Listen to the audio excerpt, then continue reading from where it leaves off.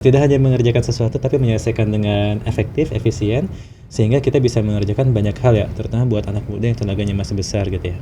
I think the networking culture in Indonesia, in this sense, where you have to do something, is very, very quick because people are very, very helpful. Yeah, sharing their resources, their networks.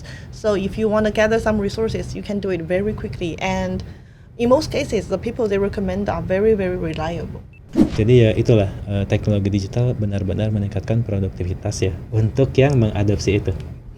Kira-kira ada nggak poin-poin budaya yang Bang Jeff harapkan bisa ditumbuhkan oleh kaum muda, oleh rekan nakar sejak dini agar kita bisa tetap produktif, giat, inovatif, dan kita bisa meraih Indonesia Emas 2045?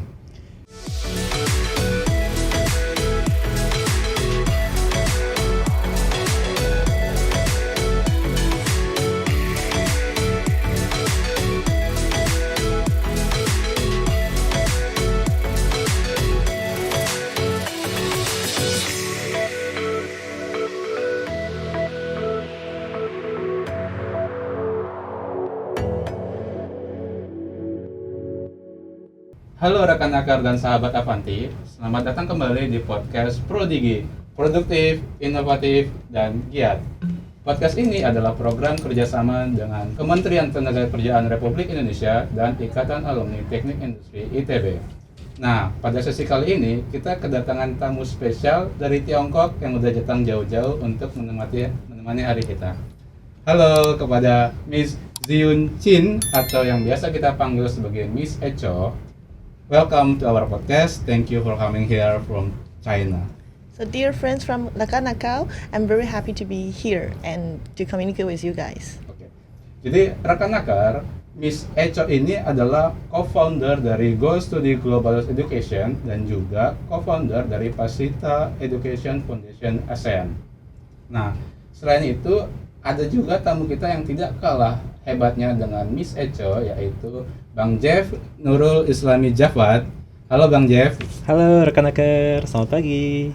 Terima kasih udah datang Bang Jeff. Kita ketemu lagi dari kesibukan kesana kemari Bang Jeff ini ya.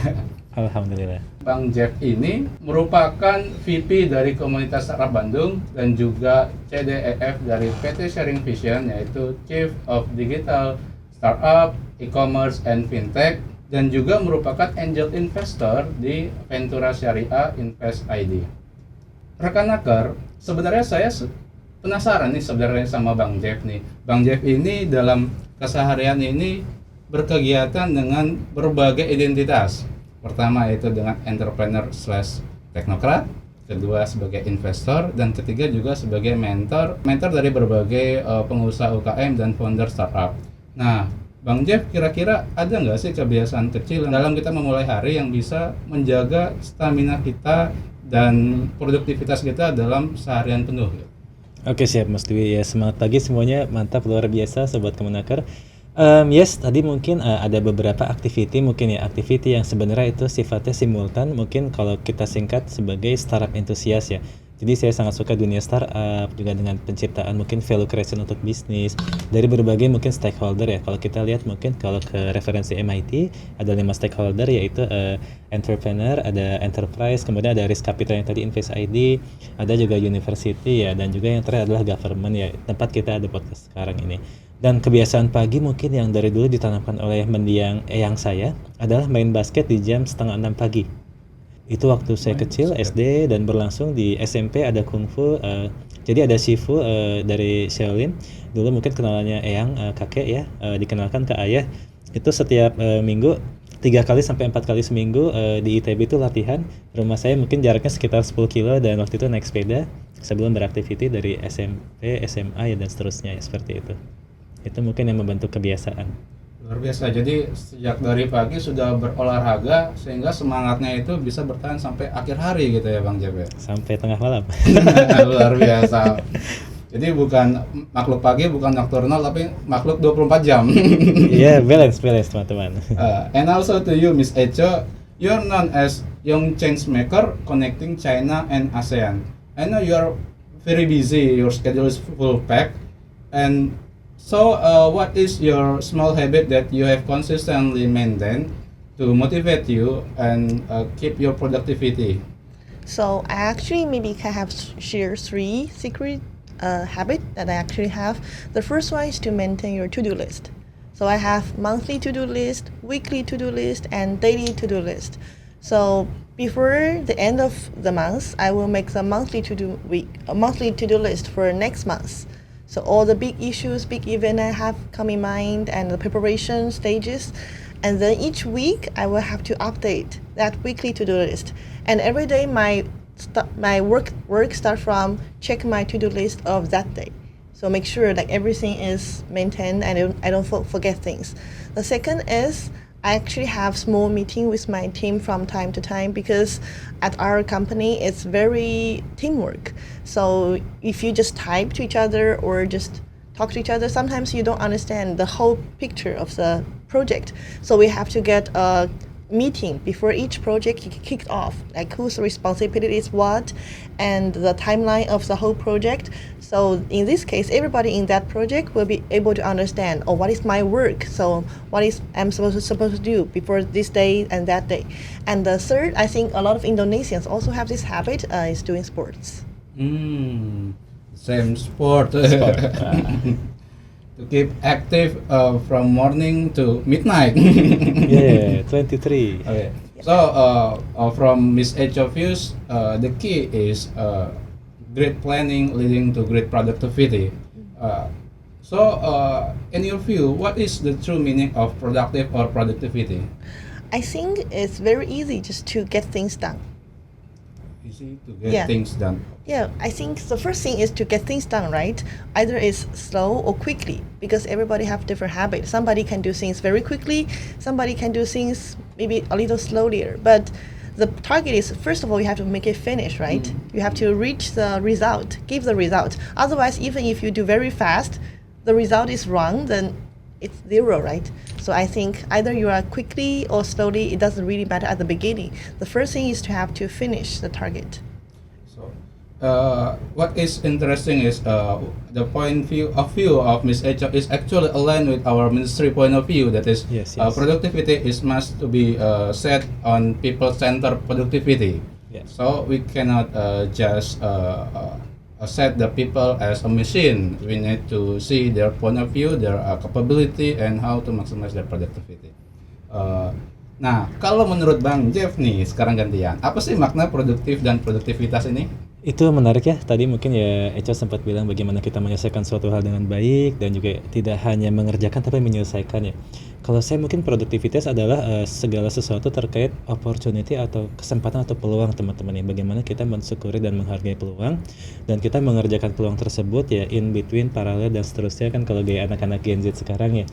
Dan tetap balance ya teman-teman. Saya sendiri misal sebagai contoh di Bandung ada 6 titik ya, 6 titik building office. Saat orang nanya kantor saya di mana, mungkin jawaban saya kantor saya ada di Zoom dan WhatsApp ya. Tapi banyak di WhatsApp karena kita mengurangi Zoom sebanyak-banyaknya, sedikit aja ternyata Zoom tuh bikin capek. Jadi benar, tidak hanya mengerjakan sesuatu tapi menyelesaikan dengan efektif, efisien, sehingga kita bisa mengerjakan banyak hal ya, terutama buat anak muda yang tenaganya masih besar gitu ya. Oke, ini menarik sekali ini. Tenaga besar tapi tetap harus di-manage secara efektif dan Ya, efisien. betul. Nah, tapi rekan akar, sebenarnya Bang Jeff ini juga dikenal sebagai praktisi dan ekspert untuk bidang perkembangan teknologi digital. Nah, akhir-akhir ini mungkin banyak perbincangan atau kekhawatiran di rekan akar ini mengenai perkembangan teknologi AI yang mungkin bisa berdampak ke industri dan pasar tenaga kerja. Nah, menurut Bang Jeff nih, dari sudut kacamata seorang entrepreneur dan investor, bagaimana sih mengenai perkembangan AI ini?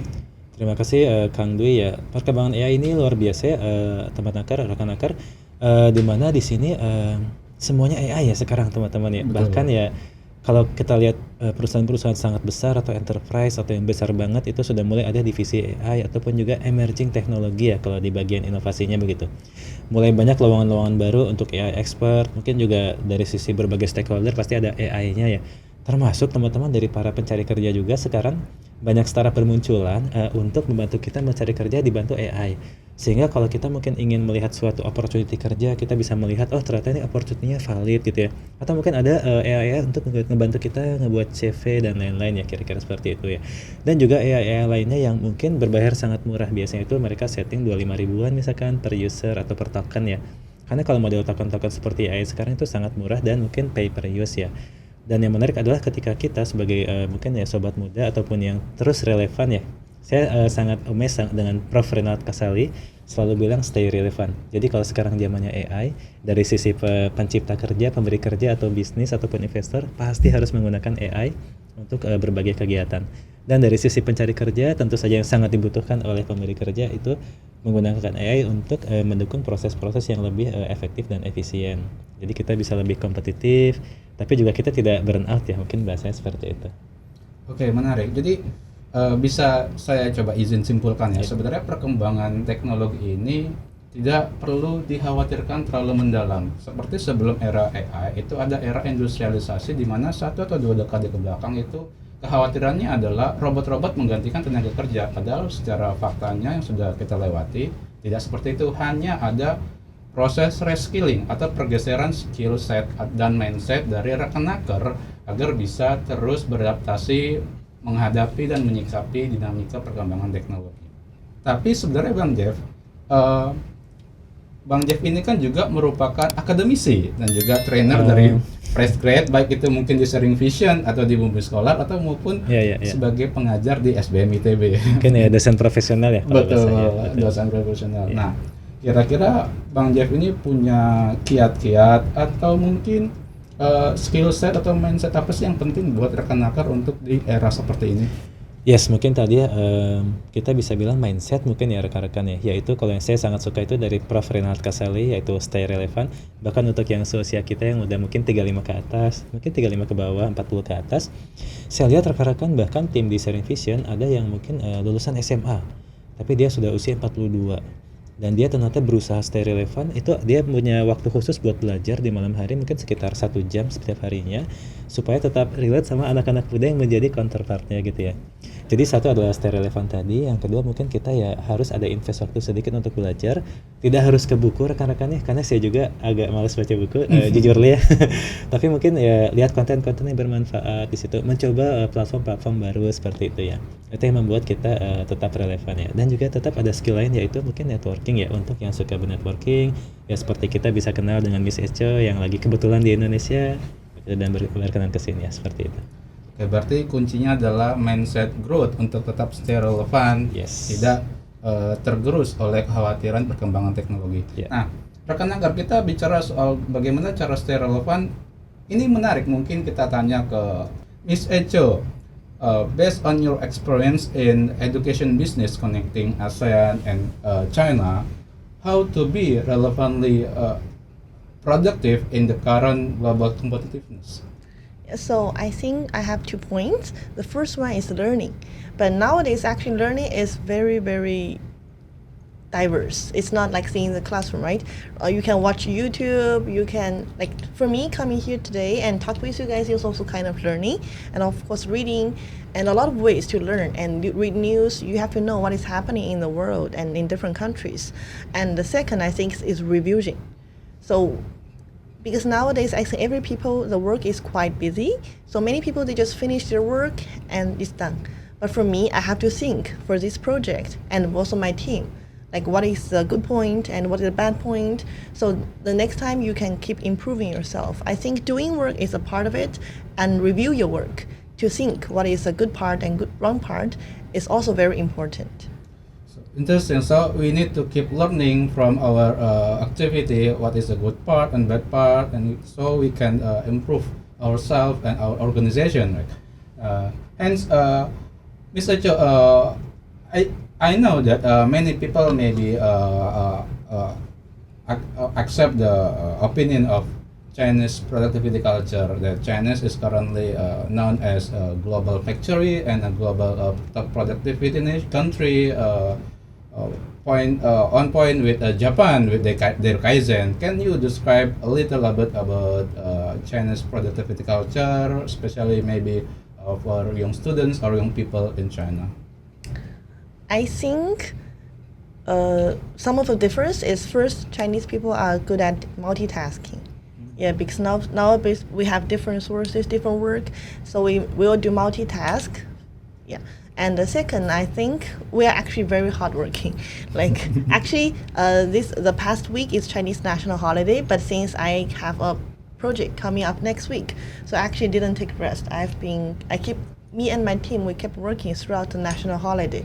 So for some Chinese people, not everybody, if there's important work that you have to sacrifice your holiday, I think, I don't know it's good or not, but for many Chinese people, it's quite acceptable if there's work there and you cannot enjoy your holiday, you will just give it up. And the third one, I think Chinese people, one of our productivity is we can be very, very focused and very much less chit-chatting while we are working. So you have a project, you just work silently, and it's more, it's less lively than the Indonesian office from my point of view. Yeah, so we just work silently on each person, and much less networking and chit-chatting during the work day. So the key is to keep our focus from distraction on our work, so we can maximize the output of our work. Hence, maybe have a moment of amazement about Indonesian productivity culture that you may really see from other country. Actually, there are several. So first of all, I think the networking in Indonesia is very, very strong.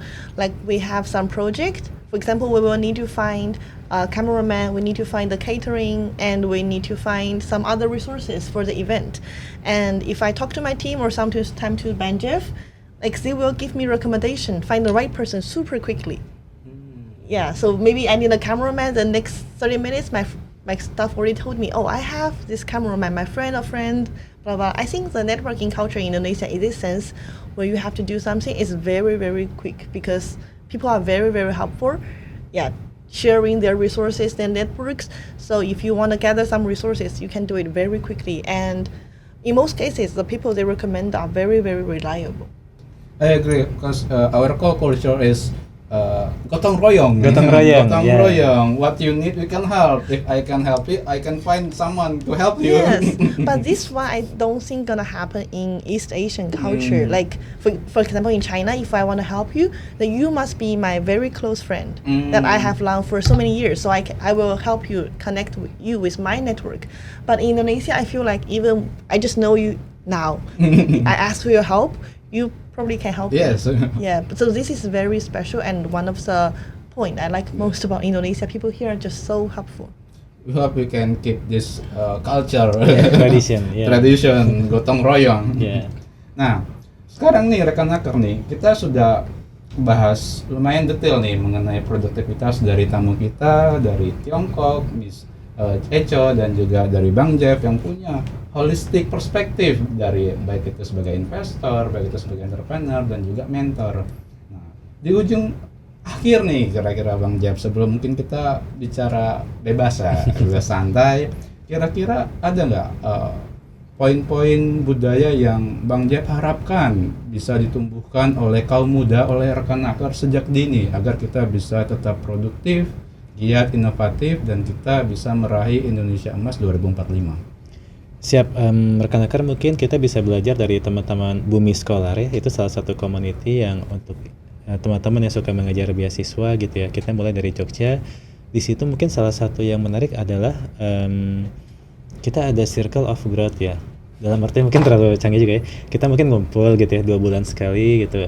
Ada FGD dalam waktu di suatu tempat yang free, mungkin community venue. Kemudian kita belajar bareng di situ per ruang gitu. Ada yang suka digital di sini, yang suka HR di sini, yang suka sosial di sini gitu ya. Dan itu kita rutin ya. Jadi bisa di Zoom ataupun enaknya di offline sih. Jadi kira-kira kalau ketika rekan hacker memiliki circle of growth atau circle of learning yang pas, itu bisa mendukung juga ya. Dimana bukan berarti milih-milih temannya, tapi mendapatkan teman yang bisa belajar bareng itu seru banget, dan itu ada di komunitas. Lalu Bang Jeff, kira-kira ada nggak studi kasus nih dalam penerapan inovasi yang ternyata, wah, produktivitas ternyata bisa didobrak melebihi batas itu, kira-kira Bang Jeff? Yes, mungkin satu yang confirm ya teman-teman, dan mungkin sifatnya general. Sebelum ada AI atau LLM ya yang membantu kita baca dokumen, mencari berita, dan sekarang bisa jadi mungkin mesin pencari sebagian Gen Z sudah memakai LLM tersebut ya. Dan mungkin kalau dulu kita misalkan ingin merekomendasikan sesuatu atau dalam suatu diskusi dengan mungkin misalkan bos kita ataupun juga partner bisnis, kita harus research dulu ya. Tapi tetap kita sebagai decision maker atau yang berpikir itu kita mencerna dan meramu, bahkan mungkin dari rangkumannya LLM kita jadikan satu kalimat yang ada maknanya untuk rekan bicara kita ya. Jadi ya itulah teknologi digital benar-benar meningkatkan produktivitas ya untuk yang mengadopsi itu. Ya. Berarti Bang Jeff ini secara tidak langsung menyarankan untuk rekan nakar mulai menggunakan teknologi digital untuk membantu pekerjaan mereka dalam sehari-hari gitu ya Bang Jeff. Betul sekali. Bahkan asisten-asisten saya juga sekarang dibekali itu. Ya, tetap teknologi digital membutuhkan tim ya untuk mengerjakannya. Karena kalau kita nggak kekejar juga ya sudah ada tim yang ngerjain gitu cepat banget seperti itu. Last moment with Miss Echo, what is maybe your message or your hope for young people in Indonesia, for rekan nakar?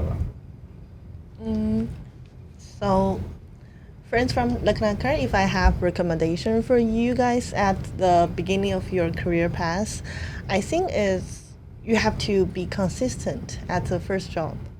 Yeah, because I've seen many people, young people, keep changing their job at the beginning of the career. I think this is not very good to build up your productivity, because you have to get used to the environment, so to think your own way of working and then improve your productivity from there. But if you keep changing, it's very difficult for you to build up the basis. And the second one, I think, I hope you guys can challenge more at your language, so you have a lot of chances, because nowadays there are many foreign invested companies in Indonesia, and this, I think, if you work at a different culture, it maybe give you different insights about how to improve your productivity. So just challenge your English or Japanese or Chinese, and probably work for these foreign invested companies, so you can have your own way of growth. Jadi begitu rekan nakar dari Miss Echo, beliau sangat menyarankan agar kita berpikir global dan mulai melihat global, bahwa peluang itu tidak hanya ada di Indonesia. Perkembangan teknologi digital bisa membuat kita berkompetisi di era regional maupun internasional. Jadi kurang lebih untuk sesi podcast kali ini kita sudahi. Bang Jeff dan Miss Echo, thank you for coming. Terima kasih Bang Jeff. Thank you rekan Thank you so nakar. much. Thank you so much. Rekan nakar, semoga podcast kali ini dapat memberikan inovasi dan semangat agar tetap produktif, inovatif, dan giat. Saya Aji, dan salam Avandi.